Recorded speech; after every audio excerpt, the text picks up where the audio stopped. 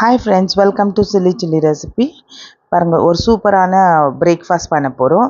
வாங்க பார்க்கலாம். ஒரு கப்பு ரவை எடுத்துக்கோங்க. அதில் ஒரு கப்பு தண்ணி சேர்த்துக்கோங்க. ஒரு அரை ஹவர் நல்லா ஊற வைங்க. ஊறுனதுக்கப்புறம் பாருங்கள், நீங்கள் பார்க்கலாம் நல்லா மலர்ந்துடும் இப்படி.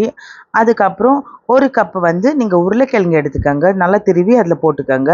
ஒரு 4-5 பச்சை மிளகா, கொத்தமல்லி, கொஞ்சம் மஞ்சள் தூள், அப்போ ஒரு டீஸ்பூன் மிளகா, காஞ்ச மிளகாவை நல்லா அரைச்சிட்டு போடுங்க. ஒரு அரை டீஸ்பூன் சீரகம், அப்புறம் ஓமம் போட்டுக்கோங்க. கொஞ்சம் கஸ்தூரி மெத்தி போட்டுக்கோங்க, ஒரு டீஸ்பூனு. தேவையான அளவுக்கு உப்பு சேர்த்துக்கோங்க.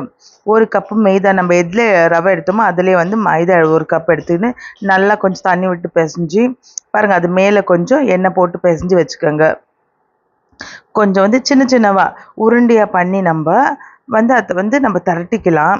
பாருங்கள், பூரி சைஸில் திரட்டிக்கலாம். ஒரு எலுமிச்சப்பழம் சைஸில் நீங்கள் எடுத்துக்கின்னு திரட்டிக்கினா போதும். மாவு சேர்க்காதீங்க. கொஞ்சம் கீழே எண்ணெய் போட்டுட்டு நீங்கள் திரட்டினாலே போதும். பாருங்கள், நீங்கள் பார்க்கலாம் பூரி நல்லா உப்பிட்டு வருது. ஃப்ரெண்ட்ஸ், இந்த வீடியோ பிடிச்சின்னா உங்களுக்கு லைக் பண்ணுங்கள், ஷேர் பண்ணுங்கள், சப்ஸ்கிரைப் பண்ணுங்கள். ஃப்ரெண்ட்ஸ், மறக்காமல் எனக்கு கமெண்ட் பண்ணி சொல்லுங்கள் எந்த ஊரில் நீங்கள் பார்த்துன்னுக்கிறீங்கன்னு சொல்லிட்டு.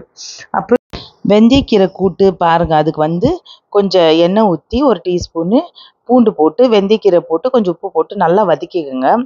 அதுக்கப்புறம் கடலக்காய் ஒரு கப்பு, கடல ஒரு சின்ன கப்பு, அப்புறம் எள்ளு ஒரு சின்ன கப்பு, இதை பேஸ்ட் பண்ணி எடுத்துக்கோங்க. இன்னொரு பேனில் கொஞ்சம் எண்ணெய் ஊற்றி சீரகத்தை போடுங்க. நல்லா பொடியாக நறுக்கின பூண்டு போடுங்க ஒரு கப்பு.